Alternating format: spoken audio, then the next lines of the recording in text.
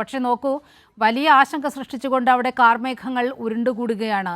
ഏത് നിമിഷവും മഴ പെയ്യാവുന്നൊരു സാഹചര്യം, ഗംഗാവലിക്ക് മുകളിൽ നിൽക്കുന്ന ഒരു സാഹചര്യം. ഇത് എങ്ങനെയാണ് ഇനി രക്ഷാദൗത്യം മുന്നോട്ട് പോകാൻ കഴിയുക? ഈ മഴയാണെങ്കിൽ ഇവർക്ക് ഈ ഡ്രോൺ പറത്താൻ കഴിയില്ല.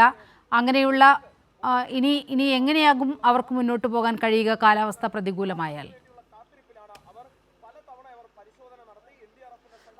നീലിമ, കാലാവസ്ഥ പ്രതികൂലമാകുമ്പോഴാണ് ഏറ്റവും വലിയ ആശങ്ക മാത്രമല്ല ഭയവും കൂടി. കാരണം ഇവിടെയുള്ള മഴയുടെ ഒരു പ്രത്യേകത അങ്ങനെയാണ്, അതിശക്തമായ മഴയും ആണ് ഈ പ്രദേശത്ത് ഉൾപ്പെടെ ഉണ്ടാകുന്നത്. അതുകൊണ്ട് തന്നെ ഈ ദൗത്യ സംഘത്തിൻ്റെ കനത്ത മഴ പെയ്യുമ്പോൾ അവരുടെ സുരക്ഷ ഉൾപ്പെടെ വെല്ലുവിളി നേരിടുകയാണ്. കാരണം മണ്ണിടിച്ചിലിന് സാധ്യതയുള്ള ഒരു മേഖല തന്നെയാണിത്. ഇപ്പോൾ മണ്ണിടിച്ചിൽ ഉണ്ടായ ആ സ്ഥലത്ത് തന്നെ വീണ്ടും മണ്ണിടിച്ചിലിനുള്ള ഒരു സാധ്യതയുണ്ട്. അതൊരു പാരിസ്ഥിതിക ദുർബല മേഖല തന്നെയാണ്.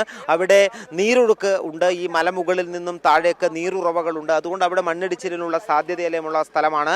മാത്രമല്ല ഗംഗാവാലി നദിയിലെ ഒഴുക്ക് ചില ഘട്ടങ്ങളിൽ വളരെ ക്രമാതീതമായി ഉയരുന്ന ഒരു സാഹചര്യമുണ്ട്. അതിനുള്ള പ്രധാനപ്പെട്ട കാരണം ഈ മഴ ശക്തമായി തുടർന്നാൽ പശ്ചിമഘട്ട മലനിരകളിൽ മഴ പെയ്താൽ അവിടെയുള്ള വെള്ളമെല്ലാം ഒഴുകി ചെറിയ തോടുകളിലൂടെയും ചെറിയ പുഴകളിലൂടെയും ഈ ഗംഗാവാലി നദിയിലേക്ക് എത്തിച്ചേരും. ഗംഗാവാലി നദി ഈ കടന്നു പോകുന്ന ഇപ്പോൾ ഈ ദൗത്യം നടക്കുന്ന പ്രദേശത്തോടു കൂടിയാണ് പരന്നൊഴുകുന്നത്, സമതല പ്രദേശത്തോടു കൂടി ഒഴുകുന്നത്.